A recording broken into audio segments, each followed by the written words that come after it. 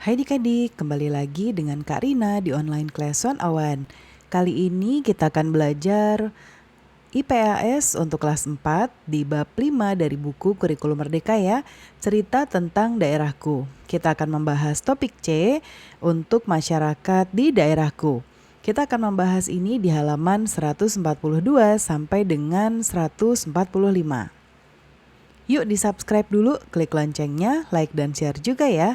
Dan boleh juga di-subscribe channel Karina yang lain untuk belajar bahasa Inggris di Learning Language Academy dan follow IG-nya juga di @onlineclass101.id. Gimana kabar kalian hari ini? Semoga semuanya dalam keadaan sehat ya. Yuk kita bahas bagian topik C, masyarakat di daerahku. Nah, ada pertanyaan esensial. Pertanyaan ini nanti akan terjawab ya. Akan terjawab di akhir pembelajaran kita di topik C ini.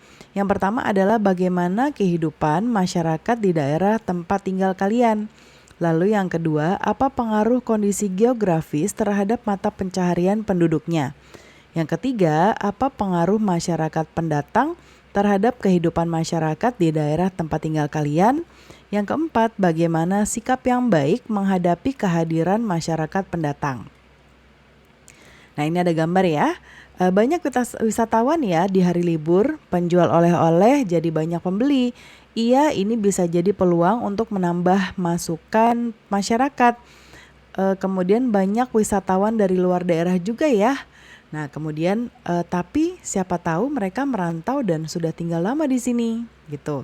Nah, kemudian bacaan berikutnya adalah ternyata perkembangan dan kekayaan alam di suatu daerah membuat orang dari daerah lain datang untuk mencari pekerjaan atau ditugaskan di daerah tersebut.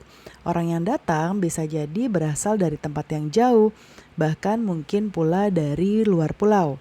Ada juga yang berasal dari luar negeri. Coba kita bayangkan, pendatang pasti turut membawa budayanya juga, seperti logat bahasa dan bahasa daerahnya. Lalu kira-kira apa yang terjadi? Ternyata budaya para pendatang tersebut kemudian bercampur dengan budaya asli daerah di sana. Perkembangan suatu daerah ternyata juga mempengaruhi kehidupan masyarakat. Mata pencaharian penduduk dapat berubah seiring perkembangan daerahnya. Misalnya, daerah yang dahulu lahan pertanian atau perkebunan lalu berkembang menjadi kawasan industri, maka umumnya sebagian penduduknya akan berganti profesi dari petani menjadi karyawan pabrik. Kemudian perkembangan dan pembangunan daerah juga dapat membuat adanya kesempatan membuka usaha baru. Usaha yang dilakukan dapat menjual produk, seperti membuka toko, warung, restoran atau kafe. Dapat juga menyediakan jasa seperti jasa transportasi, penginapan, dan juga pemandu wisata. Selain itu, perkembangan daerah juga mempengaruhi perilaku masyarakat. Hal ini bisa dilihat dari cara berbicara, gaya berpakaian, dan gaya hidup yang berubah. Jadi penasaran ya bagaimana dengan masyarakat di daerah kita? Yuk nanti kita coba amati. Nah, sekarang di bagian mari mencari tahu, berkumpullah dengan kelompok yang sudah disepakati bersama guru kalian. Kemudian guru kalian nanti akan menginformasikan daftar narasumber yang dapat dijadikan sumber informasi. Kemudian yang ketiga, diskusikan pembagian tugas di kelompok kalian. Pastikan setiap anggota kelompok mendapatkan tugas untuk mencari tahu dari narasumber yang berbeda. Nah, kemudian tuliskan pembagian peran tersebut lalu serahkan pada guru kalian. Guru akan memberikan instruksi untuk pencarian informasi melalui wawancara. Buatlah perbandingan kondisi masyarakat di daerah kalian dahulu dan sekarang. Gunakan pertanyaan tabel berikut. Nah, ini ya. Yang pertama adalah masyarakat daerahku, ini ada dahulu dan kini. Misalnya yang pertama, apa saja jenis pekerjaan masyarakat dahulu? Kalau yang kini kita ganti dengan masa kini. Kemudian, apakah pekerjaan masyarakat dahulu dipengaruhi kekayaan alam daerah? Kalau yang ini ganti dengan kini. Kemudian bahasa apa yang dahulu sering kita gunakan? Ya, yang ini sekarang jadi kini. Adakah dahulu ada yang masih menggunakan bahasa daerah? Ya, kalau yang ini saat ini. Apakah dahulu terdapat banyak pendatang? Ya, kemudian ini diganti dengan kini. Lalu dari manakah umumnya pendatang berasal? Ya, di sini kalau Nah ini sama ya, karena ini mau dahulu ataupun kini itu sama. Kemudian di bagian lakukan bersama, kalian dan kelompok ditantang untuk menuliskan alternatif ide atau saran kepada pemerintahan ya, bisa RT, RW, atau kelurahan ya. Di tempat kalian tinggal, yuk simak instruksi yang akan diberikan guru kalian ya. Nah, dalam kelompok, pilihlah satu topik dari pilihan yang diberikan oleh guru kalian.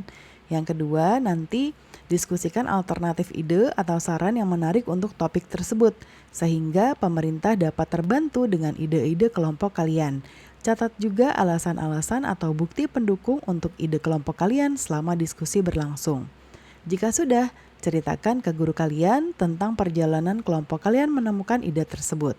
Guru kalian akan membagikan kertas atau media yang dapat digunakan untuk menuliskan surat tersebut.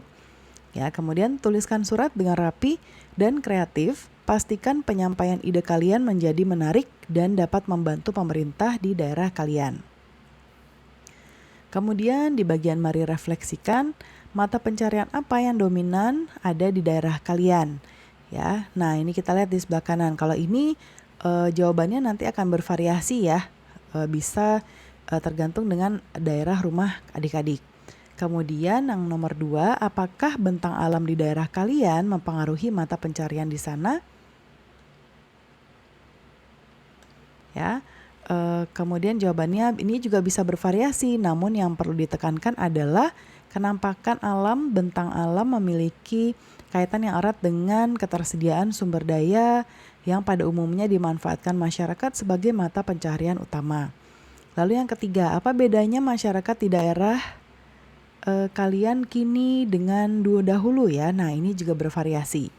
Yang keempat, hal menarik apa saja yang kalian dapatkan tentang adanya pendatang di daerah kalian?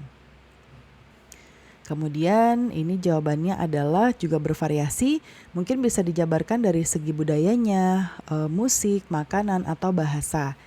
Lalu yang kelima, menurut kalian apa kelebihan dan kekurangan tentang keberadaan pendatang di daerah kalian? Nah ini juga bervariasi. Nah yang bisa kalian jabarkan bisa dari sisi ekonomi, sosial budaya, lingkungan, atau kesehatan. Kemudian menurut kalian sikap apa yang dapat dilakukan sebagai masyarakat untuk mendukung perkembangan daerah menjadi lebih baik? Nah ini juga bervariasi ya. Kemudian yang ketujuh, menurut kalian seberapa penting kita perlu melestarikan dan menjaga budaya lokal? Mengapa?